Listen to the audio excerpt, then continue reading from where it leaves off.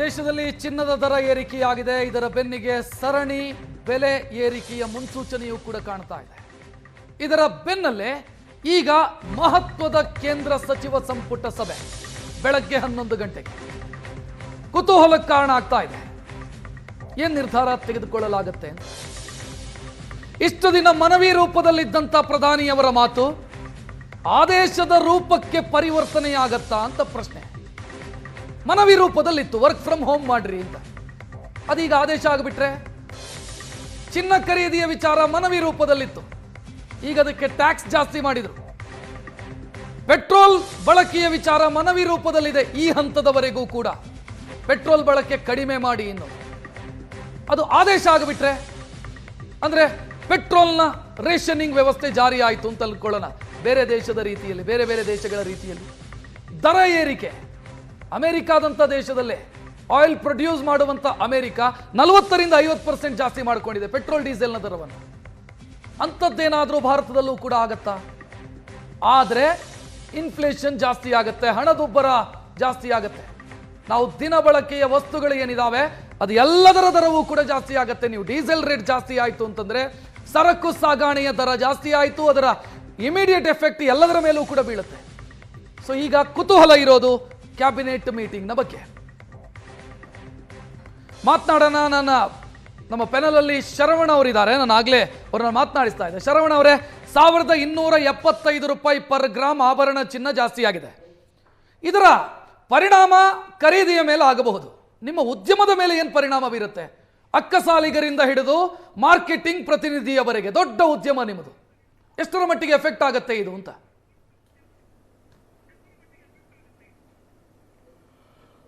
ನೋಡಿ, ಬಡವರು ಇವತ್ತು ಬಂಗಾರ ಖರೀದಿ ಮಾಡೋದು ಮರೀಚಿಕೆ ಆಗಿರತಕ್ಕಂಥ ಒಂದು ಘಟನೆ. ಜನವರಿಯಲ್ಲಿ 17,000 ರೂಪಾಯಿ ಹೋಗಿತ್ತು 1 ಗ್ರಾಮ್ ಚಿನ್ನ. ಹಾಗೆ ಬೆಳ್ಳಿ ಕೂಡ 1 ಗ್ರಾಮು 400 ರೂಪಾಯಿ ಹೋಗಿತ್ತು. ಮತ್ತೆ ಅದು ಕರೆಕ್ಷನ್ ಆಗಿ 15, 14 ಬಂತು. ಮತ್ತೆ ಈಗ ಕಸ್ಟಮ್ಸ್ ಡ್ಯೂಟಿಯಿಂದ ಮತ್ತೆ ಜಾಸ್ತಿ ಆಗಿರತಕ್ಕಂಥದ್ದನ್ನು ನಾವು ಗಮನಿಸ್ತಾ ಇದ್ದೀನಿ. ಬಹುಶಃ ಇಡೀ ದೇಶದಲ್ಲಿ 1 ಕೋಟಿಗಿಂತ ಹೆಚ್ಚಿನ ಒಬ್ಬ ಎಂಪ್ಲಾಯೀಸ್ ನಮ್ಮ ಇಂಡಸ್ಟ್ರಿ ಮೇಲೆ ಅವಲಂಬಿತರಾಗಿರತಕ್ಕಂಥದ್ದು. ಅವರು ಎಲ್ಲರಿಗೂ ಕೂಡ ಇವತ್ತು ಕೆಲಸ ಕೊಡುವಂಥ ಕೆಲಸ ಕಷ್ಟ ಆಗ್ತದೆ. ಮತ್ತು ಸಣ್ಣ ಪುಟ್ಟ ಜ್ಯುವೆಲ್ಲರ್ಸ್ ಯಾರಿದ್ದಾರೆ ಅವರೆಲ್ಲ ಕೂಡ ಅದನ್ನು ಅರಗಿಸ್ಕೊಳ್ಳೋಕೆ ಆಗೋದಿಲ್ಲ, ಮೇಂಟೆನೆನ್ಸ್ ಮಾಡೋಕ್ಕೂ ಆಗೋದಿಲ್ಲ. ಅವ್ರಿಗೂ ಕೂಡ ತೊಂದರೆಗೆ ಒಳಗಾಗ್ಬೋದು. ಇದನ್ನು ಎಲ್ಲವನ್ನು ಕೂಡ 1 ವರ್ಷಗಳ ಕಾಲ ತಡ್ಕೊಳ್ಳಿ ಅಂಥೇಳಿ ನಮ್ಮ ಮಾನ್ಯ ಪ್ರಧಾನಮಂತ್ರಿಗಳು ಹೇಳಿರತಕ್ಕಂಥದ್ದನ್ನು ನಾನು ನೋಡ್ತಾ ಇದ್ದೀವಿ. ಬಹುಶಃ ಈ 1 ವರ್ಷಗಳ ಕಾಲ ಆ ಜ್ಯುವೆಲ್ಲರ್ಸ್ ಯಾರಿದ್ದಾರೆ, ಇಂಡಸ್ಟ್ರಿಯಲ್ಲಿ ಯಾರ್ಯಾರು ಕೆಲಸ ಮಾಡ್ತಾ ಇದ್ದಾರೆ, ಅವರೆಲ್ಲರಿಗೂ ಕೂಡ ಒಂದು ಸಮಾಧಾನಕರವಾದಂಥ ಏನೋ ಒಂದು ಕೆಲಸ ಆಗಬೇಕು. ಅದಕ್ಕೆ ಏನು ಮಾಡುತ್ತೆ ಅಂತ ಹೇಳಿ ಕೂಡ ನಾವು ಕಾಯ್ತಾ ಇದ್ದೀವಿ. ಬಹುಶಃ ಇವತ್ತು ನೀವು ಹೇಳಿದ್ರಿ ಆಗಲೇ, ಸರ್ ಮದುವೆ ಫಿಕ್ಸ್ ಆಗಿದೆ, ಅವರ ಪರಿಸ್ಥಿತಿ ಏನು? ಅವರು 1 ವರ್ಷ ಬಿಟ್ಟು ಮಾಂಗಲ್ಯ ಕಟ್ಟಕ್ಕೆ ಬರೋದಿಲ್ಲ. ಅವ್ರೇನು ಬರೀ ಅರ್ಶಿನ ದಾರ ಕಟ್ಬಿಡ್ತೀವಿ, ಮಾಂಗಲ್ಯ 1 ವರ್ಷ ಬಿಟ್ಟು ಕಟ್ತೀವಿ ಅಂದರೆ ಯಾರು ಒಪ್ಪೋದು ಇಲ್ಲ. ಅವರ ಒಂದು ಸಂಪ್ರದಾಯ ಏನಿದೆ ಅಂದರೆ 10 ಗ್ರಾಮಲ್ಲಿ ಮಾಂಗಲ್ಯ ಕಟ್ಟೋದು ಬೇಕಾದ್ರೆ 5 ಗ್ರಾಮಲ್ಲಿ ಕಟ್ಕೊಡ್ತಾರೆ. ಬಟ್ 10 ಗ್ರಾಮನ್ನ ಅವಾಯ್ಡ್ ಮಾಡ್ಬೋದು, ಕಡಿಮೆ ಮಾಡ್ಬೋದು. ಬಟ್ ಈ ಗಟ್ಟಿ ಚಿನ್ನವನ್ನು ನಾನು ಅದಕ್ಕೆ ಹೇಳಿದೆ ಆವಾಗಲೇ, ಸಾಲಿಡ್ ಗೋಲ್ಡ್ ಏನಿದೆ ಇನ್ವೆಸ್ಟ್ಮೆಂಟ್ ಪರ್ಪಸ್ಗೆ ಯಾರು ಇನ್ವೆಸ್ಟ್ಮೆಂಟ್ ಮಾಡ್ತಾರೆ ಅದನ್ನು ಕನ್ಸ್ಯೂಮರ್ಗೆ ಮಾರಾಟ ಮಾಡೋದನ್ನು ಬ್ಯಾನ್ ಮಾಡಿ ಅಂತೇಳಿ ನಾನು ಕೇಳ್ತಾ ಇರತಕ್ಕಂಥದ್ದು. ಅದರಿಂದ ರಕ್ಷಿತ್ ಅವರೇ 50% ನನಗೆ ಗೊತ್ತಿರೋ ಮಟ್ಟಕ್ಕೆ 50% ವಹಿವಾಟು ಕಮ್ಮಿ ಆಗುತ್ತೆ. ಅದರಲ್ಲಿ ಈ ಡಾಲರ್ಸ್, ನಮ್ಮ ಒಂದು ಡಾಲರ್ಸ್ ಕೂಡ ವಿದೇಶಿ ವಿನಿಮಯಕ್ಕೆ ಕೂಡ ಒಂದು ರಿಲೀಫ್ ಸಿಗುತ್ತೆ. ಅದನ್ನು ಮಾಡಿದ್ರೆ ಸೂಕ್ತ ಅನ್ನೋದು ನಾನು ಕೂಡ ಭಾವಿಸ್ತಾ ಇದ್ದೀನಿ. ಜೊತೆಗೆ ಇವತ್ತೇನು ಈ ರೇಟು ಬಲು ಭಾರ ಆಗಿರತಕ್ಕಂಥದ್ದು ಬಂಗಾರ, ಇದು ಮುಂದಿನ ದಿನಗಳಲ್ಲಿ ಏನಾಗುತ್ತೆ ಅನ್ನೋದನ್ನು ಕೂಡ ನಾವು ಕಾದು ನೋಡ್ತಾ ಇದ್ದೀವಿ. ಈ ಒಂದು ಈಗ ಸರವಣ ಅವರೇ ವಾರಗಳಿಂದ ಇವತ್ತಿನ ಇಂಟರ್ನ್ಯಾಷನಲ್ ಮಾರ್ಕೆಟ್ನ ದರದ ಮೇಲೆ ಟ್ಯಾಕ್ಸು ಇಂಪೋರ್ಟ್ ಡ್ಯೂಟಿ ಬಿದ್ದರೆ ಇವತ್ತಿನ ರೇಟ್ ಇಷ್ಟು, ನಾಳೆ ಇಂಟರ್ನ್ಯಾಷನಲ್ ಮಾರ್ಕೆಟ್ ಅಲ್ಲಿ ರೇಟ್ ಜಾಸ್ತಿ ಆದ್ರೆ ಮತ್ತೆ ಜಾಸ್ತಿ ಆಗುತ್ತೆ. ಇದು ಹಂಗಲ್ವಾ ಕ್ಯಾಲ್ಕುಲೇಷನ್? ಹೌದೌದು. ಇವತ್ತು ಗೋಲ್ಡ್ ರೇಟ್, ಈಗ ಪ್ರೆಸೆಂಟ್ ಗೋಲ್ಡ್ ರೇಟ್ ಪ್ರಕಾರ ನಿಮಗೆ ಆಗಿರತಕ್ಕಂಥ ಈ ಚೇಂಜಸ್ ಇಂದ ಇವತ್ತು ಪ್ರೆಸೆಂಟ್ 22 ಕ್ಯಾರೆಟ್ ಗೋಲ್ಡ್ ರೇಟು 15,100 ರೂಪಾಯಿ ಬೀಳುತ್ತೆ. 15,600. 24 ಕ್ಯಾರೆಟ್ ಏನಿದೆ ಅದು ಕೂಡ 16,900 ರೂಪಾಯಿ ಬೀಳುತ್ತೆ. ಮತ್ತೆ ಬೆಳ್ಳಿ ಕೂಡ 1 ಗ್ರಾಮ್ಗೆ 300 ರೂಪಾಯಿ ಬೀಳುತ್ತೆ. ಬೆಳ್ಳಿ ಕೂಡ 270, 260 ಇತ್ತು, ಅದು 310 ರೂಪಾಯಿವರೆಗೂ ಹೋಗಿದೆ. ಇದು ಈಗ ಪ್ರೆಸೆಂಟ್ ಇರತಕ್ಕಂಥದ್ದು. ಮತ್ತೆ 12 ಗಂಟೆ ಮೇಲೆ ಏನಾಗುತ್ತೆ ಅನ್ನೋದನ್ನ ಕಾದು ನೋಡಬೇಕು. ಎಸ್ ಕೇಶವ್ ಅವರು ನಾನು ಹೇಳೋದು ಏನಂದ್ರೆ ರಕ್ಷಿತ್ ಅವರೇ, ಎಸ್ ಎಸ್ ಎಸ್ ಶರವಣ ಅವರೇ ಪ್ರೊಸೀಡ್. ಈ ರೀಸೈಕಲ್ ಏನಿದೆ, ನಾನು ಬಹಳ ಕಡೆ ಚಿನ್ನ ಡೆಡ್ ಆಗಿ ಬಿದ್ದಿದೆ, ಅದನ್ನೆಲ್ಲ ಹೊರಗೆ ತರುವಂತ ಒಂದು ಕಾನೂನನ್ನ ಮಾಡಬೇಕಾಗ್ತದೆ. ಈ ಹಂತದಲ್ಲೇ ಕ್ರಾಂತಿಕಾರಕ ತೀರ್ಮಾನಗಳನ್ನು ತೆಗೆದುಕೊಳ್ಬೇಕು ಅಂತ ಈ ಹಂತದಲ್ಲೇ. ಹೌದು, ಯಾಕೆಂದ್ರೆ ನಮ್ಮ ದೇಶದ ಒಳಗಡೆನೆ ರೀಸೈಕಲ್ ಆಗುತ್ತೆ.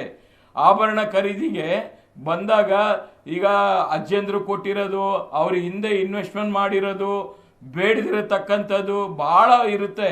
ಆ ಲಾಕರ್ಗಳಲ್ಲಿ ಇರೋದೆಲ್ಲ ಹೊರಗಡೆ ಬಂದು ಅವ್ರಿಗೆ ಇವತ್ತು ಏನ್ ಬೇಕು, ಯುವಕಿಯರು ಇಷ್ಟಪಡುವಂತ ಲೈಟ್ ವೇಟ್ ಜ್ಯುವೆಲ್ರಿಗಳನ್ನ, ಅವರವರು ಇಷ್ಟಪಡುವಂತ ಆಭರಣಗಳನ್ನ ಎಕ್ಸ್ಚೇಂಜ್ ಮಾಡ್ಕೊಂಡಾಗ ಈ ಒಂದು ಕ್ಯಾಶ್ ಕೊಟ್ಟು ತಗೊಳ್ಳೋದಾಗ್ಲಿ, ಡಾಲರ್ಸ್ ನ ಬಳಕೆ ಅಲ್ಲಿಂದ ಇಂಪೋರ್ಟ್ ಮಾಡೋದಾಗ್ಲಿ ಎಲ್ಲ ಕಮ್ಮಿ ಆಗುತ್ತೆ. ಡಿಮ್ಯಾಂಡ್ಸ್ ಅಷ್ಟೊಂದು ಇರಲ್ಲ, ಬಳಕೆ ಕಡಿಮೆ ಆಗುತ್ತೆ. ಗೋಡ್ಗಿನ ಬಳಕೆ ಮಾಡಬೇಕು. ಎಸ್ ಕೇಶವ್ ಅವರು ಏನು ಹೇಳಕ್ ಬಂದ್ರಿ ಹಾಗೆ? ಅಲ್ಲ, ಈಗ ನಾವು ಇಂಪೋರ್ಟ್ ಮಾಡ್ಕೊಂಡಾಗ ಇಂಪೋರ್ಟ್ ಡ್ಯೂಟಿ ಬೀಳುತ್ತೆ. ಈಗ ಎಕ್ಸಿಸ್ಟಿಂಗ್ ಸ್ಟಾಕ್ ಏನಿದೆ ಜ್ಯುವೆಲ್ರಿ ಶಾಪ್ಸ್ ಅಲ್ಲಿ ಎಲ್ಲ ಇದೆ, ಈಗಾಗಲೇ ಅವ್ರ ಹತ್ರ ಏನ್ ಸ್ಟಾಕ್ ಇದೆ ಅದ್ರ ಮೇಲೆ ಬೆಲೆ ಹೆಚ್ಚುವ ಅಗತ್ಯ ಇಲ್ಲ ಅಂತ ನನಗೆ ಅನ್ಸುತ್ತೆ. ಏರಿಕೆ ಆಯ್ತು, ಈಗ ಇಮಿಡಿಯೇಟ್ ಏರಿಕೆ ಆಯ್ತು. ಅಲ್ಲ, ಅದೇ ಇರೋದು ನನಗೆ ಅರ್ಥ ಆಗದೆ ಇರೋ ಲಾಜಿಕ್ ಏನು, ನಿಮ್ಗೆ ಕಸ್ಟಮ್ಸ್ ಡ್ಯೂಟಿ ಬೀಳೋದು ಯಾವಾಗ ನಾವ್ ಇಂಪೋರ್ಟ್ ಮಾಡ್ಕೊಳ್ತೀವಿ ಅವಾಗ ಬೀಳುತ್ತೆ, ಅವಾಗ ಬೆಲೆ ಜಾಸ್ತಿ ಆಗ್ಬೇಕು. ಈಗ ಎಕ್ಸಿಸ್ಟಿಂಗ್ ಜ್ಯುವೆಲ್ರಿ ಇದೆ ನಮ್ಮ ಅಂಗಡಿನಲ್ಲಿ ಇದೆ, ಅದು ನನಗೆ ಅದಕ್ಕೆ ಯಾಕೆ ಬೆಲೆ ಜಾಸ್ತಿ ಮಾಡ್ಬೇಕು ಅನ್ನೋಂಥದ್ದು ನನ್ನ ಮೊದಲನೇ ಪ್ರಶ್ನೆ. ಯಾಕಂದ್ರೆ ನೀವು ಗೋಲ್ಡ್ ನ ಇವಾಗ ಆಗ್ಲೇ ಎಕ್ಸಿಸ್ಟಿಂಗ್ ಸ್ಟಾಕ್ 1 ವಾರಕ್ಕೋ 3 ದಿನಕ್ಕೋ 4 ದಿನಕ್ಕೋ ಅಂತೂ ಪ್ರತಿಯೊಬ್ರು ಮೇಜರ್ ಟ್ರೇಡರ್, ಚಿಕ್ಕ ಅಂಗಡಿ ಬಗ್ಗೆ ಮಾತಾಡ್ತಿಲ್ಲ, ಮೇಜರ್ ಅಂಗಡಿಗಳವ್ರ ಹತ್ರ ದೊಡ್ಡ ಒಂದು 10-15 ಅಂಗಡಿಗಳು ಇಟ್ಕೊಂಡಿರೋ ಹತ್ರ 1 3 ದಿನದ 4 ದಿನದ ಇದು ಹೆಂಗೆ ಅಂತಂದ್ರೆ ಬಜೆಟ್ ನಲ್ಲಿ ರೇಟ್ ಜಾಸ್ತಿ ಮಾಡಿದ ಕೂಡಲೇ ಬಜೆಟ್ ಇಂಪ್ಲಿಮೆಂಟ್ ಆಗೋದು ಏಪ್ರಿಲ್ ಇಂದ ಆದ್ರೂ ಕೂಡ ಫೆಬ್ರವರಿಯಲ್ಲಿ ಬಜೆಟ್ ಮಂಡಿಸಿದ್ರೆ ಮರುದಿನನೇ ರೇಟ್ ಜಾಸ್ತಿ ಆಗುತ್ತೆ. ಓಲ್ಡ್ ಸ್ಟಾಕಿಗೆ ರೇಟ್ ಜಾಸ್ತಿ ಮಾಡ್ತಾರೆ. ಹಂಗಾಯ್ತು ಜನರ ಬಗ್ಗೆ ಎಲ್ರಿಗೂ ಕಾಳಜಿ ಇರುವಾಗ, ಮದುವೆ ಬಗ್ಗೆ ಮಾತಾಡುವಾಗ, ನಾವು ಜನರಿಗೆ ಬಡವರಿಗೆ ತೊಂದರೆ ಆಗತ್ತೆ ಅನ್ನುವಾಗ ಎಕ್ಸಿಸ್ಟಿಂಗ್ ಸ್ಟಾಕ್ ಮೇಲೆ ದಯವಿಟ್ಟು ಅವ್ರು ಹೆಚ್ಚಳ ಮಾಡಬಾರ್ದು ಅಂತ ನಾನು ಕೇಳ್ಕೊತಾ ಇದ್ದೀನಿ. ಹಳೆ ಸ್ಟಾಕಿಗೂ ಹೊಸ ರೇಟ್ ಹಾಕ್ತಿದ್ದೀರಿ ಅಂತ, ಹಳೆ ಸ್ಟಾಕಿಗೆ ಹೊಸ ರೇಟ್ ಹಾಕ್ತಿದ್ದೀರಿ ಅಂತ. ಒಂದ್ ನಿಮಿಷ, ಕ್ಯಾಶವ್ ಅವರು ಇದನ್ನ ಹೇಳ್ಬೇಕು. ರಕ್ಷಿತ್, ಈಗ ಕ್ಯಾಶವ್ ಅವ್ರ ಹತ್ರ ಅರ್ಧ ಕೆಜಿ ಚಿನ್ನ ಇದೆ, ಅವ್ರನ್ನ ತಂದು ನನಗೆ ಮಾರಾಟ ಮಾಡಕ್ ಹೇಳಿ, ಅವ್ರಿಗೆ ಹಳೆ ರೇಟಲ್ಲೇ ನಾನು ಕೊಟ್ರೆ ದುಡ್ಡು ಅವ್ರು ವಾಪಸ್ ತಗೊಳ್ತಾರ ಅಂತ ಕೇಳಿ. ಈಗ ಏನಾಗಿದೆ, ಗೋಲ್ಡ್ ಸೇಲ್ ಮಾಡೋರು ಜಾಸ್ತಿ ಆಗಿದ್ದಾರೆ. ಮಾರ್ಕೆಟ್ ರೇಟ್ ಏನಿದೆ ಅದನ್ನೇ ಕೊಟ್ಟು ನಾವು ತಗೋಬೇಕು. ಅವ್ರ ಹತ್ರ ಏನ್ ನೀನ್ ಯಾವಾಗ್ಲೂ ತಗೊಂಡಿದ್ದೆ ಕಡಿಮೆ ರೇಟ್ ಇತ್ತು ಅದನ್ನ ತಗೊಂಡ್ರೆ ಯಾವ ಕಸ್ಟಮರ್ ಸೇಲ್ ಮಾಡಲ್ಲ. ಅವ್ರು ಕೇಳಿದೇನೆ ನಾವು ಕೊಡ್ಲೇಬೇಕಾಗ್ತದೆ. ಪ್ರೆಸೆಂಟ್ ಮಾರ್ಕೆಟ್ ರೇಟ್ ಏನೇ ಆಗ್ಲಿ, ಅದು ಪರ್ಚೇಸ್ ಆಗ್ಲಿ ಸೇಲ್ ಆಗಲ್ಲ. ಕೇಶವ್ ಅವರು ಕೇಳಿದ್ದೇನು ಅಂತಂದ್ರೆ, ಈಗ ಶರವಣ ಅವರು ರೇಟ್ ಜಾಸ್ತಿ ಮಾಡಿದ್ರು ಅಂತ ಹೇಳಿ ಹೇಳಿದ್ದಲ್ಲ. ಶರವಣ ಅವರು ಇಲ್ಲಿ ಕೇಳಿಸ್ಕೊಳ್ಳಿ, ಕೇಶವ್ ಅವರು ಹೇಳಿದ್ದು ನೆಕ್ಸ್ಟ್ ಇಂಪೋರ್ಟ್ ಮಾಡುವಾಗ ಕಸ್ಟಮ್ ಡ್ಯೂಟಿ ಹೊಸದಾಗಿ ಹೆಚ್ಚುವರಿ ಅಥವಾ ಹೊಸದಾದಂತ ಕಸ್ಟಮ್ ಡ್ಯೂಟಿ ಬೀಳುತ್ತೆ. ಈಗ ಆಲ್ರೆಡಿ ಮಾರ್ಕೆಟ್ ಅಲ್ಲಿ ಇರುವಂತ ಚಿನ್ನಕ್ಕೆ ಯಾಕೆ ರೇಟ್ ಜಾಸ್ತಿ ಆಯ್ತು ಅಂತ ಕೇಳಿದ್ದವ್ರು. ಟೆಕ್ನಿಕಲಿ ಅದನ್ನ ಕೇಳಿದ್ದು. ಇಡೀ ಪ್ರಪಂಚಕ್ಕೆ ಆಗಿರತಕ್ಕಂಥದ್ದು ಎಲ್ರಿಗೂ ಆಗುತ್ತೆ. ಅದನ್ನೇ ನಾನು ಕೇಶವ್ ಅವ್ರಿಗೆ ಅದೇ ಮಾತನ್ನ ಅವರು ಒಬ್ಬ ಅನಾಲಿಸಿಸ್ಟ್ ಆಗಿ ಅವ್ರು ಈ ಪ್ರಶ್ನೆ ಕೇಳೋದು ನನಗೆ ಅದು ಸರಿ ಸೂಕ್ತ ಅಂತ ಅನ್ಸಿಲ್ಲ. ಈಗ ವ್ಯಾಪಾರ ಧರ್ಮ ಅಂದ್ರೆ ಲಾಭ ಮಾಡೋದಷ್ಟೇ, ಯಾವ ಅವಕಾಶ ಸಿಗುತ್ತೆ ಲಾಭ ಮಾಡೋದು. ನಟರಾಜ್ ಅವರೇ, ಲಾಭ ಮಾಡೋದು ಅಂತ ಅಲ್ಲ, ನ್ಯಾಯ ಧರ್ಮ ಇರಬೇಕು. ವ್ಯಾಪಾರ ಯಾವುದೇ ವಸ್ತು ಆಗ್ಲಿ, ಯಾವುದೇ ಪ್ರಾಡಕ್ಟ್ ಆಗ್ಲಿ,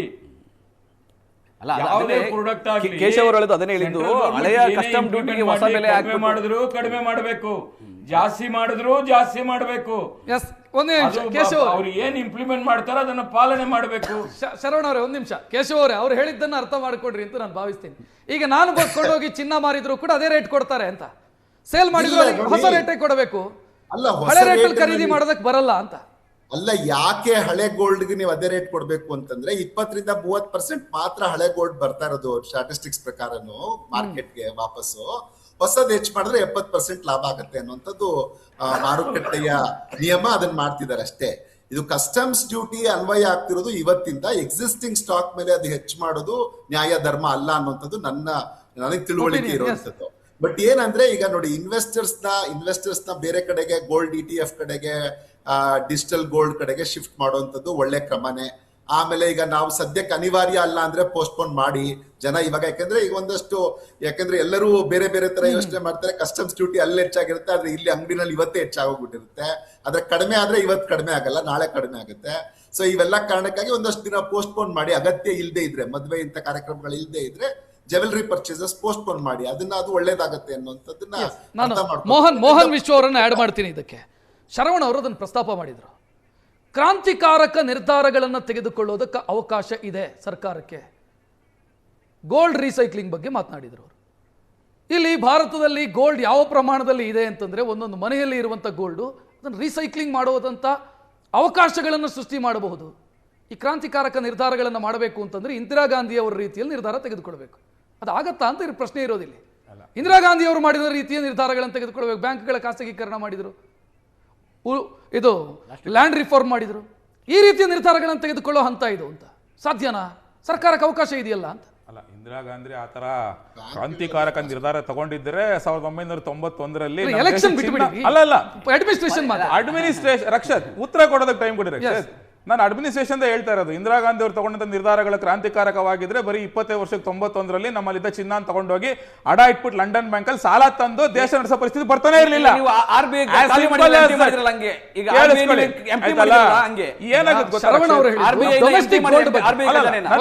ಡೊಮೆಸ್ಟಿಕ್ ಗೋಲ್ಡ್ ಬಗ್ಗೆ ಹೇಳಿದ್ರು. ಅಲ್ಲ, ಸಜೆಷನ್ ವ್ಯಾಲಿಡ್ ಸಜೆಷನ್.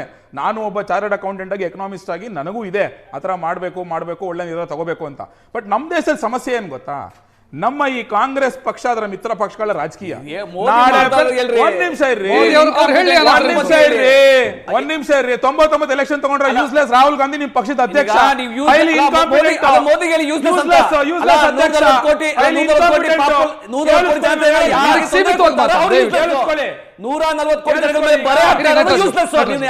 ಅವ್ರು ಹೇಳಿ, ಆನಂತರ ನಿಮಗೆ ಅವಕಾಶ ರಾಹುಲ್ ಗಾಂಧಿ ಪ್ರಶ್ನೆಗೆ ಉತ್ತರ ಸಿಗ್ಲಿಲ್ಲ. ನಾನು ಉತ್ತರ ಕೊಡಕ್ಕೆ ಬಿಟ್ರೆ ತಾನೆ ಹೇಳ್ತಿರೋದು ಅದೇನೆ.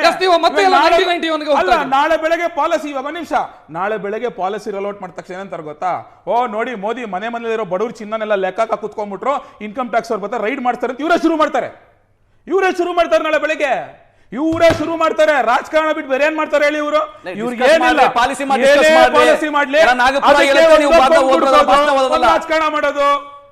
ಏನ್ ಗೊತ್ತಾ, ಒಬ್ಬ ಇನ್ಕಾಂಪಿಟೆಂಟ್ ಪ್ರೈಮ್ ಮಿನಿಸ್ಟರ್ ಈ ದೇಶವನ್ನು ಎಷ್ಟು ಹಾಳು ಮಾಡಕ್ ಸಾಧ್ಯ ಆಗುತ್ತೆ? ಚುನಾವಣೆಗೆ ಮುಂಚೆ 5 ಟ್ರಿಲಿಯನ್ ಸದೃಢವಾಗಿದೆ, ಎಕಾನಮಿ ಸದೃಢವಾಗಿದೆ ಅಂದ್ರೆ ಇವತ್ತು ದುರ್ಬಲ ಆಗಿದೆ. ಊಟ ಬಿಟ್ಬಿಡಿ, ಬಿಟ್ಬಿಡಿ, ಮಕ್ಕಳ ಸ್ಕೂಲ್ ಬಿಟ್ಬಿಡಿ.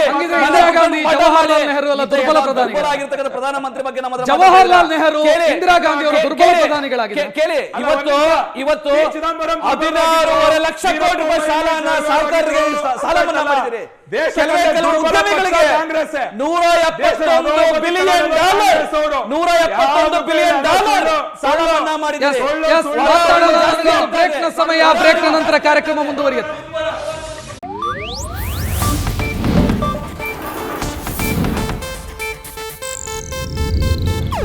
ಇದು ಏಷ್ಯಾನೆಟ್ ನ್ಯೂಸ್ ನೆಟ್ವರ್ಕ್ ಪ್ರಸ್ತುತಿ.